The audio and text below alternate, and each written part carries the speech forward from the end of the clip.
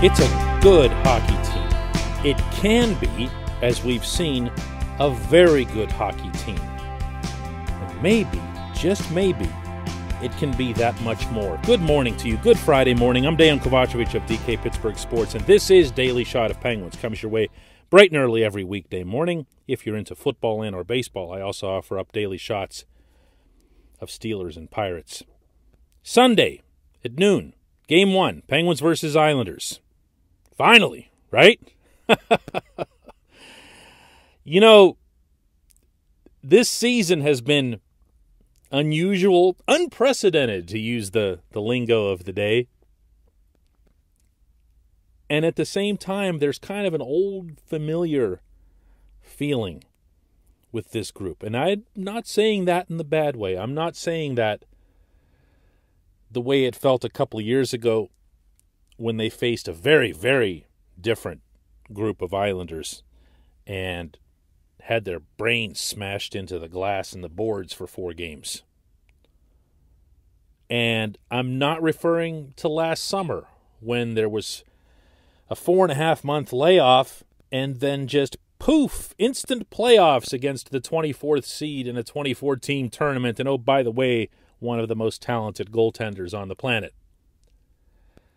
This has had more of a steady, gradual, reliable, predictable ascent to it. This whole season has. The Penguins have become a better hockey team along the way. It's easy to say that, I suppose, if you just look back at January when they weren't getting any goaltending. They had no tightness. They were giving up tons of breakaways and odd man breaks and everything else here. But that's not really what I'm referencing here. I believe they've gotten better with each passing month. Particularly when it comes to staying together on the rink. My friends, you will know within the first 10 minutes of Game 1 what kind of playoff hockey team you have. Not because they'll come out fired up or whatever. Both teams should do that.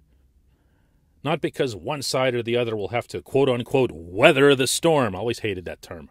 Why are you weathering the storm? Just be the storm. I'm talking about how they play collectively. Watch if they move in groups. Watch if they make quick passes to each other in tight quarters. Watch how they break out of their own zone.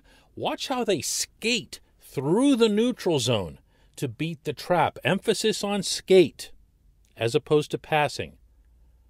Watch if you see that they don't like something that they're spying in the neutral zone, if they're okay with just getting the puck past the New York defense and then going in there and getting the puck that way.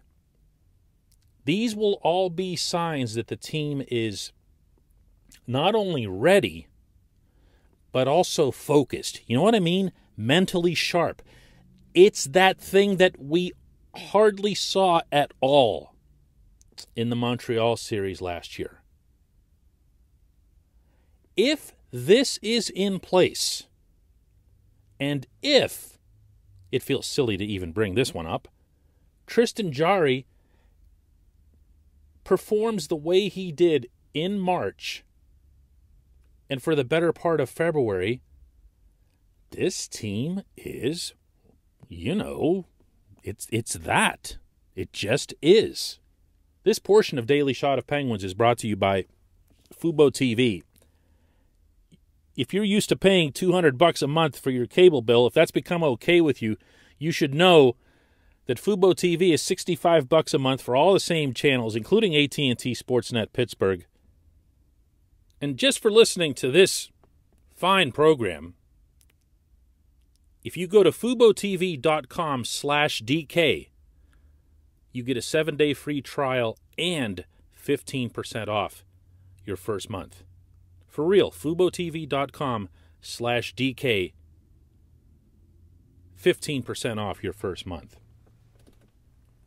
I'm not going to go overboard here. I'm going to make a series prediction because that's what people in this profession tend to do. I see the Penguins winning this in 6. I would say 5 based on the way the matchup is, but I always have a hard time with 5 or a sweep because just too many different things can happen in playoffs, and I first need to see and feel that Jari is there. You know? The rest of these variables will fall into place. The Penguins are the deeper team up front. Sure, the Islanders are going to get their goals out of Matt Barzal. They're going to get a ton of goals out of Jordan Eberle because that's just what he does against Pittsburgh. And they're going to have a maximum annoyance factor from the Casey Cizikas line because, again, that's what always happens against Pittsburgh. But in between, there's not a lot of there for the Islanders up front. They haven't gotten anywhere near the impact that they wanted, for example, in acquiring Kyle Palmieri and Travis Zajac from the Devils. And remember, everybody was like, woo, look at that. What a trade. Defensively, they've got some guys, but they're not super mobile back there. They're not super aggressive, which is part of the reason, but not the only reason, that Barry Trotz has the Islanders play this pack-it-in system. Everything is about taking away the middle of the rink, That's the Trotz thing, middle of the rink. I'm not wild about New York's goaltending. I've never been all that high on Semyon Varlamov, including when he was in Colorado. There's always been an inconsistency there. This isn't, again, the New York team from a couple of years ago. They really have very, very few similarities. And, hey, it's worth repeating, although you'll have heard this a million times this week. By the time I say it for the 1,000,001st time, Penguins did win 6 of these 8 games. And they did so on merit because they can outskate these guys, and they will outskate these guys. They'll win. The bigger question for me is what they do with it. What is the next level that this team can achieve within this first round? Because they will need it. They will need it after that. They will need to continue climbing in all facets, primarily in terms of staying together and puck possession. You're going to hear about that again and again and again from me through these playoffs. When this team sticks together, it defends well. And when it defends well, it scores goals. It scores goals like happenstance because there's that much talent on this team. There's now that much depth. It's the best forward depth they've had since the 2017 championship. Go ahead and give Jeff Carter all the credit for that if you want, but it's not even really that simple. I'd been saying since back in training camp that I wanted to see the Teddy Bluger line become the 4th line. I honestly didn't think that would happen, much less with one move. But that's the beauty of Carter coming in, showing he can play center, of Jared McCann really breaking through, I think, this season as an impact winger, and then the magic of Freddie Gaudreau. A third line came really out of nowhere from 3 different directions. And that changes, to me, the trajectory of this whole hockey team. Along with the third or second defense pairing, depending on how it is that you want to describe Cody Ceci and Mike Matheson.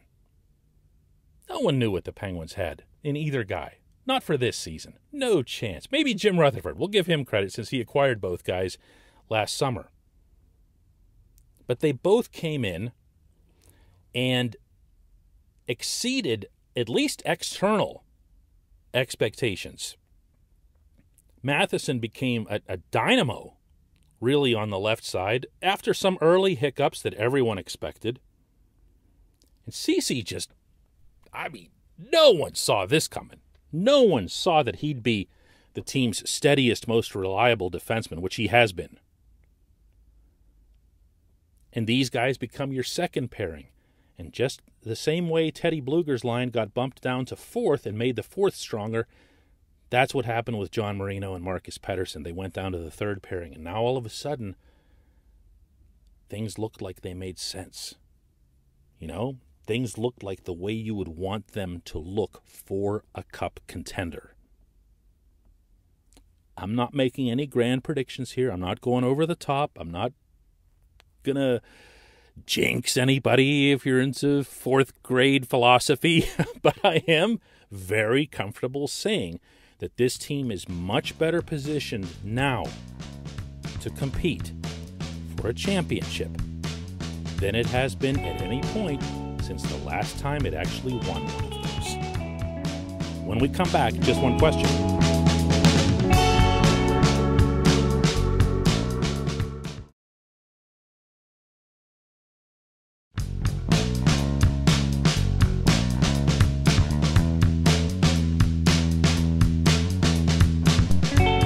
Back, it's time for Just One Question, and that's brought to you always on this program by the good people at the Greater Pittsburgh Community Food Bank, where they are committed to providing food for all of our neighbors in need across Western Pennsylvania.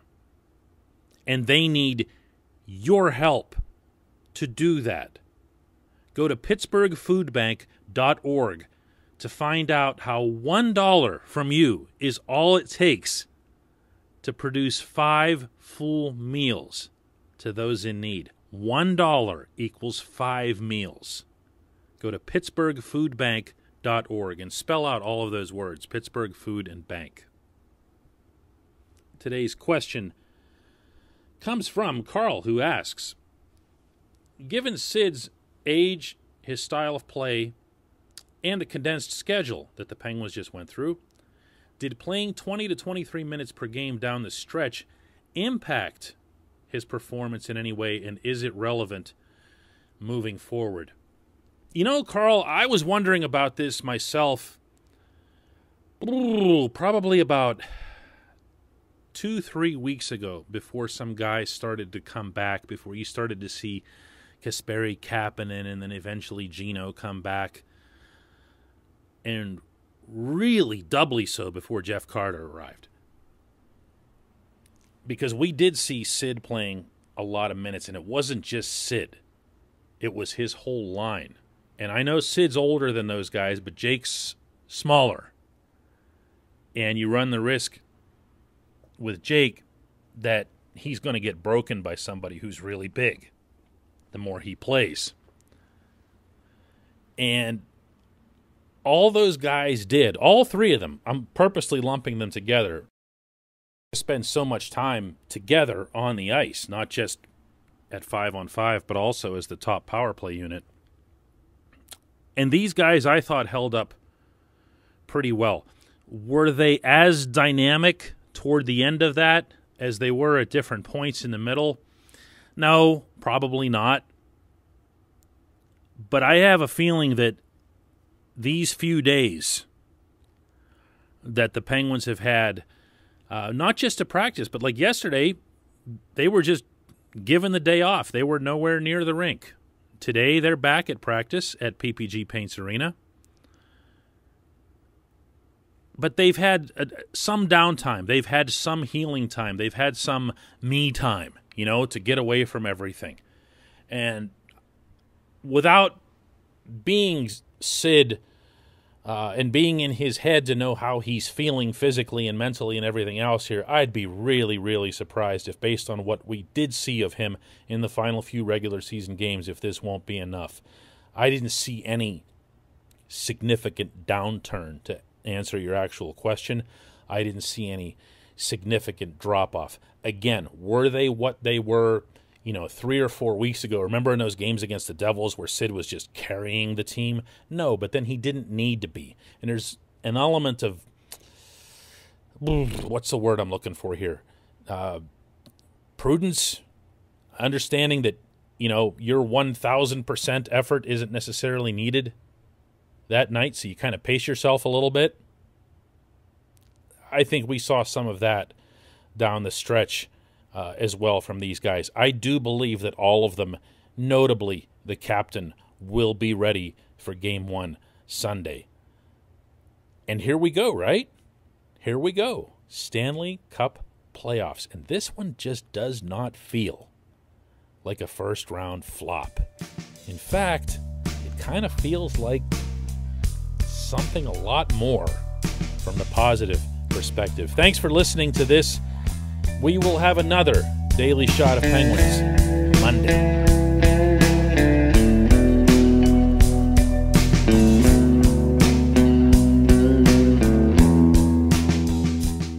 At Point Park University, in the heart of downtown Pittsburgh, they understand there's no substitute for real-world experience and career-building connections. Their innovative curriculum engages students with distinctive experiential learning opportunities. Point Park's pioneering co-op program empowers qualified students to work in full-time, paid positions with their corporate partners while earning college credits. Visit pointpark.edu/works to learn more. Career ready. That's the point. Point Park University.